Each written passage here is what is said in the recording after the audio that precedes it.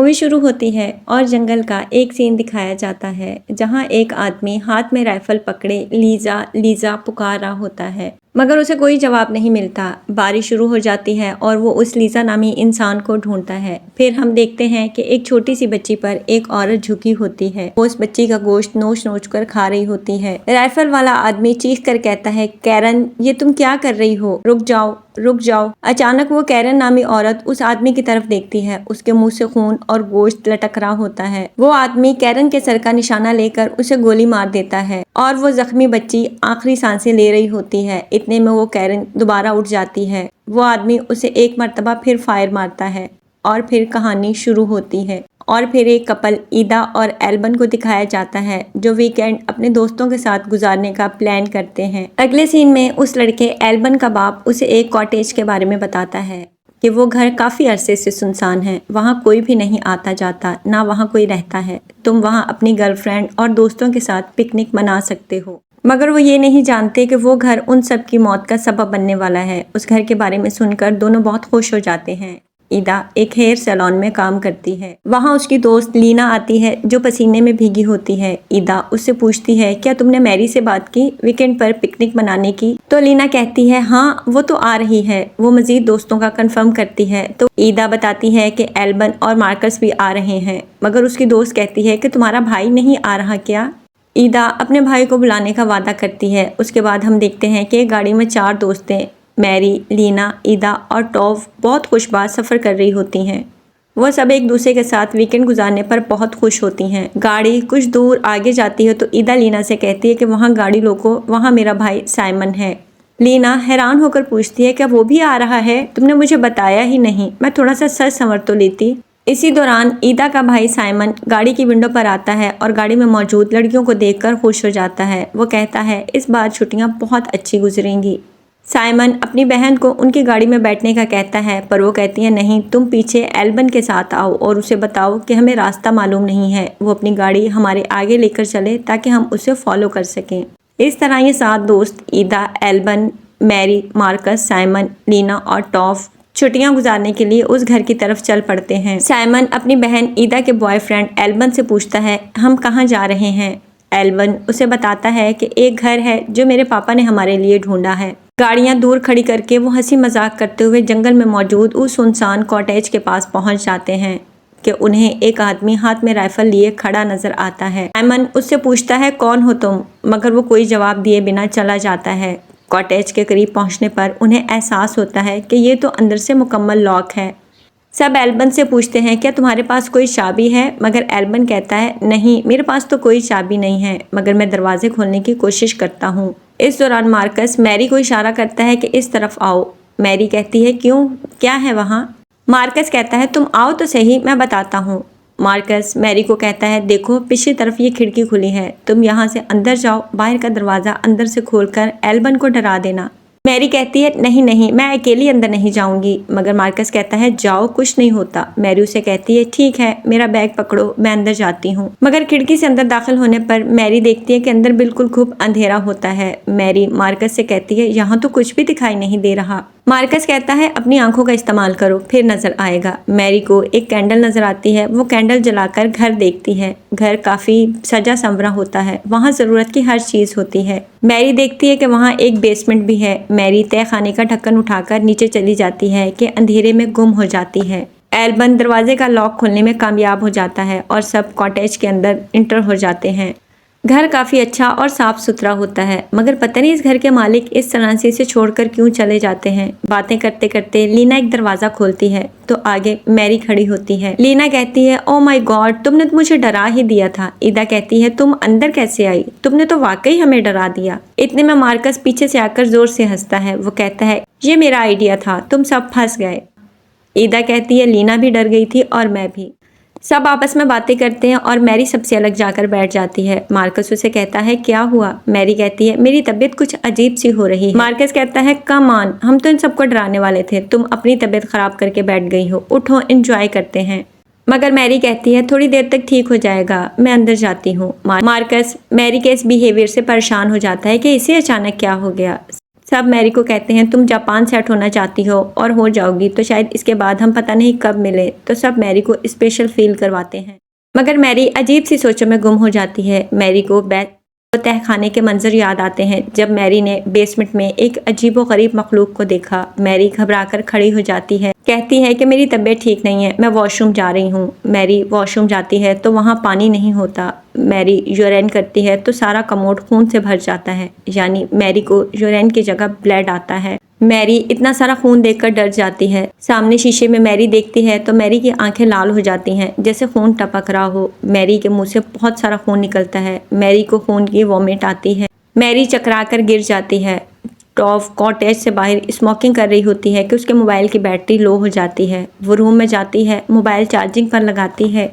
जब वो सीढ़ियों का दरवाज़ा खोलती है तो सामने मैरी दूसरी तरफ मुंह करके खड़ी होती है। वो कहती है तुमने तो मुझे डरा ही दिया था, हटो रास्ता दो। मगर मैरी कोई जवाब नहीं देती। टॉफ दोबारा कहती है कि मैरी रास्ता दो। जवाबन मैरी पलट कर उस पर हमला करती है और उसका होंठ नोच कर खा जाती है। इस दौरान वहाँ लीना और ईदा आती हैं कि टॉफ जख्मी होकर उनके पैरों में गिर जाती है।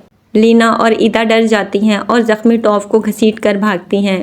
मारी लीना पर हमला करती है और लीना उसे धिक्का देती है। मारी लीना के मुंह पर खून थूक देती है। ईदा और लीना डर कर चीखती हैं और भाग जाती हैं। ईदा एल्बन को कहती है कि देखो इसे क्या हो गया है। ईदा का भाई साइमन भाग कर जाता है तो वो देखता है कि मैरी खून में लथपथ अजीब सी शक्ल की होती है। साइमन मैरी को मुक्के मारता है और अपना बचाव करता है और एल्बन को आवाज देता है, कहता है कि मैरी को बांधने के लिए कुछ लाओ। एल्बन मैरी की हालत देखकर डर जाता है। ईदा लीना को कहती है कोई टॉवल या बैंडेज लेकर आओ, मुझे टॉफ का खून रोकना है। एल्बन आकर ईदा से पूछता है क्या ये ठीक है।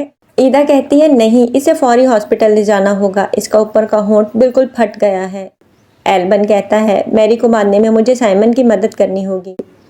मार्कस कहाँ है? ईदा कहती है शायद वो बाहर गया हो। मैरी मुंह से अजीब सी आवाज निकालती है, कहती है मारो मुझे मारो। मार्कस कहता है चुप कर जाओ वरना मैं तुम्हारे दांत तोड़ दूंगा। वहाँ मार्कस भी आ जाता है और वो भी मैरी की हालत देखकर डर जाता है। मार्कस भागकर मैरी की तरफ जाता है पर एल्बन और साइमन उसे कहते हैं कि इससे दूर रहो, ये पागल हो गई है, सबको काट रही है। मगर मार्कस एक टॉवल लेकर मैरी के पास जाता है, उसके मुंह से खून साफ करता है। ओ गॉड, आखिर तुम्हें क्या हुआ है? एल्बन कहता है मुझे लगता है रेबिस की वजह से ऐसा हुआ है। मार्कस कहता है क्या रेबिस की वजह से ऐसी हालत होती है या फिर शायद ड्रग्स की वजह से? मगर साइमन कहता है कम ऑन एल्बन, ड्रग्स से ऐसा कुछ नहीं होता। इतने में बाहर का मेन दरवाजा बजता है। एल्बन अपने खून वाले हाथ साफ करता है और मैरी को एक कमरे में बंद कर देता है, कहता है मैं देखता हूँ। जब वो दरवाजा खोलता है तो वही राइफल वाला आदमी राइफल हाथ में पकड़े खड़ा होता है जो हमें मूवी के शुरू में पहले सीन में दिखाया जाता है और जंगल में एंटर होते वक्त इनको भी नजर आता है। राइफल वाला आदमी कहता है कि मुझे अंदर आने दो, मुझे तुम्हारी दोस्त को देखना है। एल्बन कहता है कि आपको कैसे पता मेरी दोस्त को कुछ हुआ है? वो कहता है मैं शोर सुनकर आया था, मुझे अंदर आने दो। एल्बन कहता है नहीं, मैं तुम्हें अंदर आने की इजाज़त नहीं दे सकता। मगर राइफल वाला आदमी कहता है कि अगर तुम आसानी से नहीं आने दोगे तो मुझे मजबूरन सख्ती करनी पड़ेगी। वो घर में दाखिल होकर पूछता है कहाँ है वो? एल्बन बताता है कि वहाँ सामने कमरे में उसे बांधा हुआ है।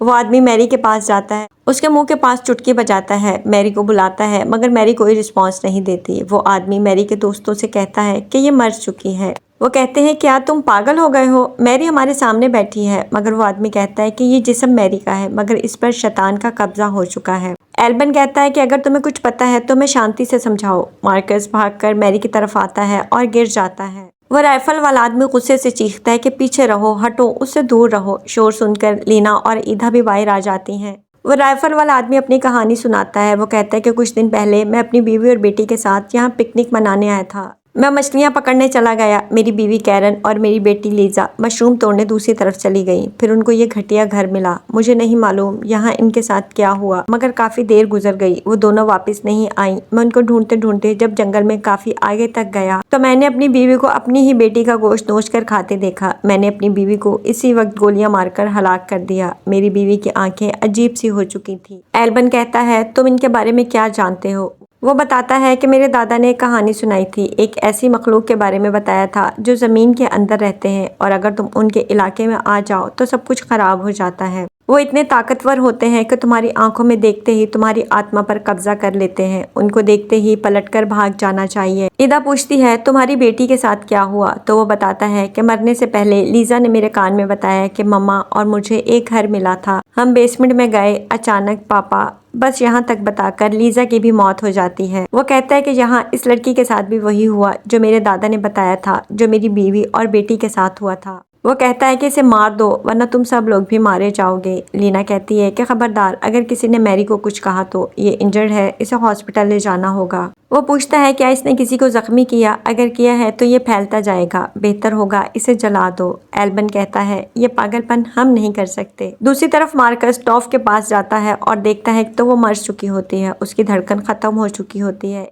इतने में एकदम से टॉफ उसे नोच लेती है और उस पर हमला करती है। वो उठकर बैठ जाती है। उसका चेहरा बिल्कुल मैरी जैसा हो जाता है। खटका सुनकर राइफल वाला आदमी कमरे में आता है और टॉफ को गोली मार देता है। टॉफ विंडो से बाहर कूद जाती है। साइमन कहता है यहाँ कुछ भी ठीक नहीं है, मैं यहाँ से जा रहा हूँ। एल्बन मदद के लिए कॉल करता है। लीना और साइमन वहाँ से निकल जाते हैं। रास्ते में वो कुछ हथियार अपनी सेफ्टी के लिए उठा लेते हैं। दूसरी तरफ टॉफ राइफल वाले आदमी पर हमला करती है। वो टॉफ का गला काट देता है और खुद को फायर कर लेता है ताकि दूसरे लोग उससे महफूज रह सकें। रास्ते में लीना की आंखें बदल जाती हैं। साइमन उसे मारकर मिट्टी में दफना देता है। दूसरे सीन में मैरी खिड़की से आ जाती है और ईदा के मुंह पर थूक देती है। ईदा उसे चाकू मारकर कत्ल करती है मगर वो फिर जिंदा हो जाती है। एल्बन उसे हथियार से मारता है। इस तरह मैरी अपने अंजाम को पहुंच जाती है। ईदा एल्बन से कहती है कि हमें यहाँ से निकलना होगा, मगर वो जैसे ही वहाँ से निकलने लगते हैं अगले सीन में मार्कस भी मैरी और टॉफ की तरह वैम्पायर बन जाता है और उन पर अटैक करता है, मगर वो जान बचाकर एक कमरे में छुप जाते हैं। अगले सीन में साइमन वहां आता है लीना को दफनाकर। वो देखता है कि मैरी की कटी फटी लाश वहां पड़ी है। वो हाथ में एक्स उठा लेता है और इतने में मार्कस वहां आकर उस पर हमला कर देता है। दोनों विंडो से बाहर गिर जाते हैं।